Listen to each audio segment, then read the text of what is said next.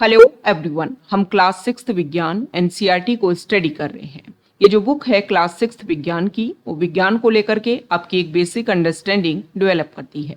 आज के इस वीडियो में हम इस बुक का चैप्टर नंबर 15, जिसका टाइटल है हमारे चारों ओर वायु, इसके बारे में डिस्कस करेंगे। तो चलो स्टार्ट करते हैं। सबसे पहले इस चैप्टर में वायु को लेकर के कुछ फैक्ट्स दिए हुए हैं जो हमें पता होना चाहिए, और उसके बाद में वायु का जो सम्मिश्रण है उसके बारे में इस चैप्टर में बताया हुआ है। उन फैक्ट्स को अगर हम डिस्कस करें तो इसमें बताया हुआ है कि वायु जो है वो स्थान घेरती है। इसको आप इस एग्जाम्पल के थ्रू समझ सकते हो कि मान लो आपने खाली बोतल ली और खाली बोतल को फिर आप पानी से भरे हुए बर्तन में डुबोते हो, तो इस तरीके से जब आप सीधे तरीके से डुबोगे तो बोतल में पानी भरने में आपको बहुत ज़्यादा परेशानी महसूस होगी। लेकिन आप अगर तिरछा करके बोतल को पानी से भरे हुए बर्तन में डुबोते हो तो आपको ये देखने को मिलेगा कि उस बोतल में से यहाँ पर कुछ बुलबुले जैसी संरचना जो है वो आपको बाहर निकलती हुई दिखाई देगी। तो ये जो बुलबुले जैसी संरचना जो है वो वायु है जो उस बोतल में भरी हुई थी। तो वायु यहाँ पर जब निकली तो उसकी जगह लिया पानी ने, मतलब जो भी खाली स्थान है उसको वायु जो है वो घेरती है। नेक्स्ट यहाँ पर बताया हुआ है कि वायु का कोई रंग नहीं होता है। वायु जो है वो हमारे चारों ओर उपस्थित है। हम वायु के आर पार देख सकते हैं, यह पारदर्शी होती है। हमारी जो पृथ्वी है वो वायु की एक पतली परत से घिरी हुई है, और इस परत का विस्तार पृथ्वी की सतह से कई किलोमीटर ऊपर तक है। और इस पतली सी परत को, वायु की ये जो पतली सी परत है, इसको हम वायुमंडल बोलते हैं। ओके, तो ये तो इंपॉर्टेंट फैक्ट हो गई वायु को लेकर के। अब हम देखते हैं कि वायु जो है वो किन किन से मिलकर के बनी होती है। तो यहाँ पर सबसे इंपॉर्टेंट बात ये बताई हुई है कि 18वीं शताब्दी तक लोग ये सोचते थे कि वायु जो है वो केवल एक पदार्थ है, लेकिन बाद में बहुत सारे इसको लेकर के प्रयोग किए गए और इसमें पता चला कि वायु जो है वो केवल एक पदार्थ नहीं है, वायु अनेक गैसों का एक मिश्रण है। इंपॉर्टेंट फैक्ट है। अब सबसे पहले इसमें बताया गया है कि जलवाष्प, हमने पहले भी इस बुक के चैप्टर में हमने पढ़ चुके हैं कि जब हम पानी को गर्म करते हैं तो पानी जो है वो वाष्प के रूप में परिवर्तित हो जाता है।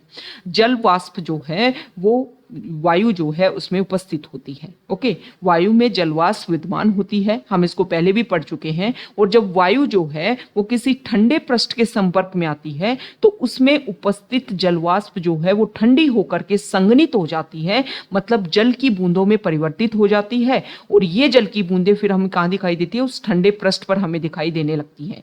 जैसे कि लास्ट चैप्टर जो हमने जल वाला जो चैप्टर डिस्कस किया उसमें हमने देखा कि किस तरीके से, एक तरीके से जब हम पानी को गर्म करते हैं तो वो वाष्पन की जो क्रिया होती है, और दूसरा होता है वाष्पोत्सर्जन।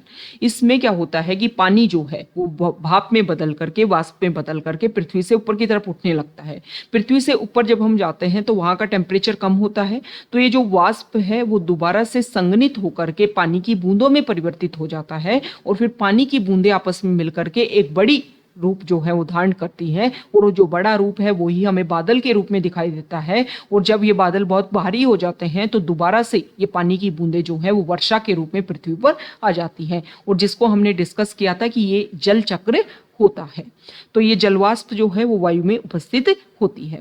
प्रकृति में जल चक्र के लिए वायु में जलवाष्प का उपस्थित होना बहुत जरूरी है। मतलब अगर हवा में, वायु में अगर जलवाष्प ही प्रेजेंट नहीं है तो बारिश तो होगी ही नहीं, तो जलवाष्प का प्रेजेंट होना बहुत ज्यादा जरूरी है। नेक्स्ट है वायु का पार्ट ऑक्सीजन। यहाँ पर कुछ एग्जाम्पल दे रखा है कि 2 मोमबत्ती ली, उनको आपने किसी बर्तन से ढक दिया, कुछ समय के बाद में हम देखते हैं कि मोमबत्ती जो है वो बुझ जाती है। ठीक है, यहाँ पर अलग अलग जो है, जो बर्तन जो लिए जिनसे ढका मोमबत्ती को, वो अलग अलग साइज के लिए। तो यहाँ पर ये बताया गया है कि वायु उपस्थित थी इस बर्तन में, और वायु का भी एक इंपॉर्टेंट कारक ऑक्सीजन। ऑक्सीजन जो है वो किसी भी चीज के जलने के लिए बहुत ज्यादा इंपॉर्टेंट होती है। ठीक है, अब यहाँ पर क्या होता है कि जैसे ही ऑक्सीजन इस पार्ट में, यहाँ पर जो वायु उपस्थित थी उसका पार्ट, ऑक्सीजन वाला पार्ट जैसे ही खत्म हुआ वैसे ही मोमबत्ती बुझ गई, और जितना पार्ट ऑक्सीजन का था उतने पार्ट में जो है वो पानी ऊपर चढ़ गया। मतलब वायु का कुछ पार्ट जो ऑक्सीजन होता है वो किसी भी वस्तु के जलने के लिए जरूरी होता है, लेकिन वायु का जो संपूर्ण पार्ट जो होता है, संपूर्ण भाग जो होता है, वो किसी भी वस्तु के लिए जलने के लिए जरूरी नहीं होता है। और ये जो बचा हुआ भाग होता है वायु का, इसको बोलते हैं नाइट्रोजन, जिसके बारे में हम डिस्कस करेंगे अभी। तो जलने की क्रिया केवल ऑक्सीजन की उपस्थिति में ही संभव है। आप कुछ भी जलाते हो ना, तो जलाने के लिए ऑक्सीजन जो है उसकी प्रेजेंट होना बहुत ज्यादा जरूरी है। वायु का एक अवयव है ऑक्सीजन, और अब वायु और इसी कारण उसके ऑक्सीजन अवयव हमारे प्रयोग में लाई गई गिलास में सीमित मात्रा में है। ठीक है, ये इस एग्जाम्पल का यहाँ पर बता रखा है। आप सिर्फ इतना समझ लो कि कोई भी वस्तु अगर जल रही है तो उसके लिए ऑक्सीजन जो है वो बहुत ज्यादा जरूरी है। अब यहाँ पर बता रखा है नाइट्रोजन के, कि हमने देखा इस एग्जाम्पल में कि एक लेवल तक ही पानी ऊपर चढ़ पाता है, लेकिन फिर नहीं चढ़ पाता है। मतलब बचे हुए भाग में जो है वो अभी भी वायु का पार्ट बचा हुआ है, और ये जो बड़ा भाग है वायु का वो है नाइट्रोजन। वायु जो है उसका 4/5वां भाग जो है वो नाइट्रोजन घेरता है। मतलब वायु के सम्मिश्रण की अगर हम बात करें तो मैक्सिमम पार्ट नाइट्रोजन होता है, जिसको अभी हम पाई चार्ट के थ्रू यहाँ पर डिस्कस करेंगे। और जो वायु का बड़ा भाग जो किसी भी चीज के जलने में उपयोगी नहीं होता है। ओके, नेक्स्ट है कार्बन डाइऑक्साइड। देखो इसमें एग्जाम्पल के थ्रू ये बता रखा है कि जब भी कोई बंद कमरे में हम सांस लेते हैं, कोई पदार्थ उसमें जल रहा है, तो हमें घुटन महसूस होने लग जाती है। तो जब भी कोई वस्तु लगातार जलती रहती है तो उसकी वजह से कार्बन डाइऑक्साइड जो है वो अधिक मात्रा में बनने लगती है। तो हमारे चारों ओर वायु का एक छोटा अवयव जो है, हालांकि कार्बन डाइऑक्साइड की जो मात्रा है वो वायु के सम्मिश्रण में काफी कम है, लेकिन इस तरीके की वस्तुएं जब जलती हैं तो उस जगह पर उनकी प्रेजेंस जो है वो ज्यादा हो जाती है, जिसकी वजह से बंद कमरे में घुटन महसूस होने लगती है। पादप और जंतु श्वसन क्रिया में, ये इंपॉर्टेंट बात है। देखो पादपों में जो प्रकाश संश्लेषण की क्रिया होती है उसमें पादप जो है वो CO2 का यूज करते हैं और ऑक्सीजन निकालते हैं, लेकिन श्वसन की जो क्रिया है वो सेम जैसे इंसानों में होती है, जानवरों में होती है, वैसे ही पादपों में, पेड़ पौधों में होती है कि उसमें वो ऑक्सीजन का तो उपयोग करते हैं और कार्बन डाइऑक्साइड बनाते हैं। तो जलने पर ऑक्सीजन का उपयोग कर मुख्यतः कार्बन डाइऑक्साइड और कुछ गन्य गैसें जो है वो हर पदार्थ बनाता है। नेक्स्ट है वायु का मिश्रण, धूल और धुआं। ईंधन और पदार्थों के जलने से धुआं उत्पन्न होता है। धुएं में कुछ गैसें और सूक्ष्म धूल कण होते हैं जो प्राय हानिकारक होते हैं। कारखानों में हम लंबी चिमनियां देखते हैं, और ये चिमनियां इसलिए लंबी होती हैं ताकि जो धूल और धुआं किसी वस्तु के जलने से निकलता है वो हमारे जो अर्थ के आसपास का, पृथ्वी के आसपास का जो वातावरण है उससे दूर जाए, ताकि हमारे लिए वो एक तरीके से हानिकारक ना हो। लेकिन ये जो धुआं है वो आकाश में उड़ते हुए पक्षियों के बिल्कुल इसको नजदीक ले जाती है, और वायु में धूल के कण भी सदैव उपस्थित रहते हैं।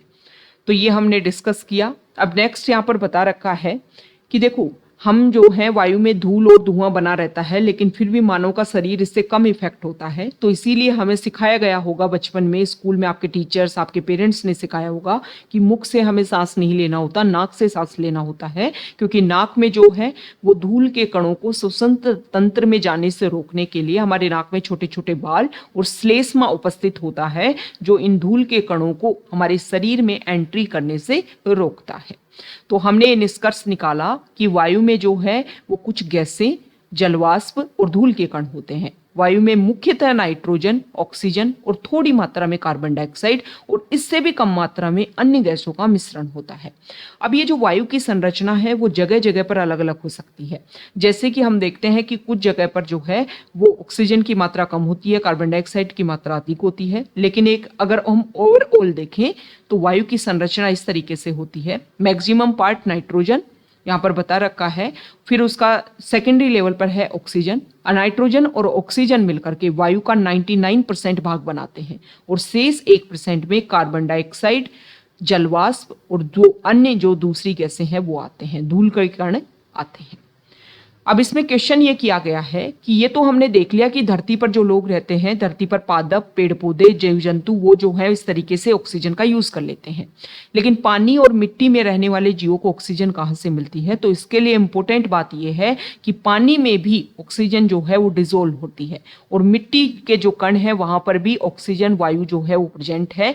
जैसे कि आप देखते हो कि बारिश के टाइम में जैसे ही बारिश का पानी गिरता है तो मिट्टी जो है उसमें से वायु जो है वो बाहर निकल जाती है और यही कारण रहता है कि मिट्टी में रहने वाले जीव जंतु जो है वो बारिश होने के बाद में धरती पर हमें दिखाई देते हैं। और पानी के बारे में हमने देखा, लास्ट चैप्टर में भी हमने देख लिया है कि हमारी जो मछली जो होती है वो पानी में डिजोल्व ऑक्सीजन को अपने क्लोम जो होते हैं, उनके जो गिल्स होते हैं, उनके थ्रू यूज करती है। कुछ जानवर जो होते हैं पानी में, उनके जिनके क्लोम नहीं होते, गिल्स नहीं होते, वो पानी के बाहर आकर के ऑक्सीजन का यूज करते हैं। तो पानी में भी घुली हुई ऑक्सीजन होती है और मिट्टी में भी वायु है जिसका यूज करते हैं वहां पर रहने वाले जानवर। अब क्वेश्चन ये उठता है कि जब श्वसन में सभी लोग ऑक्सीजन का यूज कर रहे हैं तो ऑक्सीजन तो खत्म हो जानी चाहिए, तो ये प्रतिस्थापित कैसे होती रहती है, कैसे बनती रहती है दोबारा से ऑक्सीजन? तो हमने अभी देखा था कि प्रकाश संश्लेषण की जो प्रक्रिया होती है पेड़ पौधों में, उसमें CO2 का तो यूज करते हैं पेड़ पौधे और ऑक्सीजन निकालते हैं। तो आप बोलते होगे कि ऑक्सीजन निकालेंगे लेकिन उसको यूज करने वाले तो बहुत लोग हैं, जानवर भी यूज करते हैं ऑक्सीजन का, पेड़ पौधे भी यूज करते हैं। लेकिन यहाँ पर इंपॉर्टेंट बात यह है कि प्रकाश संश्लेषण के थ्रू भोजन बनाने की प्रक्रिया जो होती है पेड़ पौधों में, उसमें जो ऑक्सीजन निकलती है उसकी मात्रा बहुत ज्यादा होती है और श्वसन में पेड़ पौधे जो ऑक्सीजन का यूज करते हैं वो काफी कम होती है। यही रीजन होता है कि ऑक्सीजन जो है उसका बैलेंस बना हुआ होता है। लेकिन टाइम के साथ में जैसे जैसे जलवायु परिवर्तन हो रहा है वैसे वैसे जो है औद्योगिकरण जैसे जैसे बढ़ रहा है, CO2 का एमिशन जो है वो बहुत ज़्यादा बढ़ गया है। इसीलिए फोकस किया जा रहा है कि CO2 का एमिशन कम किया जाए ताकि जो हमारा वातावरण है वो सुरक्षित बना रहे। तो ये चैप्टर है चैप्टर नंबर 15। अब इसके सारांश के बारे में अगर हम बात करें तो इसमें बताया गया है कि गतिशील जो वायु होती है उसको बोलते हैं पवन। वायु प्रत्येक स्थान पर मिलती है, वायु को हम देख नहीं सकते हैं लेकिन इसको अनुभव कर सकते हैं। वायु जगह घेरती है, जल और मिट्टी में भी वायु उपस्थित होती है। वायु नाइट्रोजन, ऑक्सीजन, कार्बन डाइऑक्साइड, जलवाष्प और कुछ अन्य गैसों का मिश्रण है। इसमें धूल कण भी हो सकते हैं। ऑक्सीजन जलने में सहायक और श्वसन के लिए आवश्यक है। वायु की वह परत जो पृथ्वी को घेरे हुए है उसको वायुमंडल कहते हैं। पृथ्वी पर जीवन के लिए वायुमंडल बहुत जरूरी है, ये इंपॉर्टेंट फैक्ट है। जलीय प्राणी श्वसन के लिए जल में घुली हुई वायु का उपयोग करते हैं। वायु से ऑक्सीजन तथा कार्बन डाइऑक्साइड के आदान प्रदान के लिए पौधे तथा जंतु एक दूसरे पर निर्भर होते हैं। अभी हमने देखा ना कि प्रकाश संश्लेषण के थ्रू जो है वो ऑक्सीजन बाहर निकलती है पेड़ पौधों के द्वारा, और ये ऑक्सीजन जो है वो बहुत जरूरी है पृथ्वी के रहने वाले जीवों के लिए। तो हमारी पृथ्वी पर पेड़ पौधों का होना बहुत जरूरी है, क्योंकि ये जो है वो जीव जंतुओं को एक जीवन प्रदान करने वाली जो गैस है वो प्रोवाइड करते हैं।